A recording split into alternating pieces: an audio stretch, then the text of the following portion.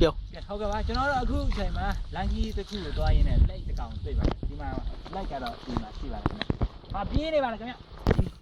ဟုတ်ကဲ့ အော်မရအောင် သွားနေပါပြီ ဒီကောင်ကဘယ်လိုပြောမဆိုရင်ကျွန်တော်နော်အကောင်နဲ့ရှိရပါတော့သူကသူ့ပုံစံကိုကြည့်လိုက်ရဆိုတော့ဒါလူကိုမကြောက် ဝေးသေးပါနာချီပါချတယ်ဝါချာ ဒီကောင်ကလူကိုမကြောက်ဘူးအဲ့ဒါဆိုတော့သူတို့ကနေရာကြာပြီသူသွားတဲ့အနေထားကိုလည်းကြည့်လိုက်ပါဦးဗျရ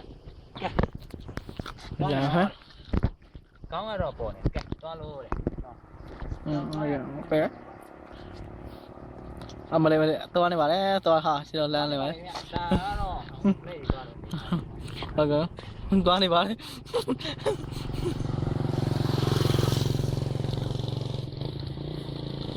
်ကဲ့ပါကျွန်တော်တို့နော်ဒီအခုဒီနေ့ကတော့နော်ဟိုပါ discovery အနေနဲ့ပေါ့ကျွန်တော်တို့က ကဲသွား ဟုတ်ကဲ့ကျွန်တော်တို့ discovery အနေနဲ့ပေါ့နော်ဒီတရဝါတွေရဲ့ဒီလောက်ဆောင်မှုတွေပုံတော့ပေါ့ဒီမှာကစုံရွက်နေတဲ့ဒီနားကတော့အများကြီးရှိပါတယ်ခင်ဗျဒီမီးနားမှာကစုံရွက်နေရှိ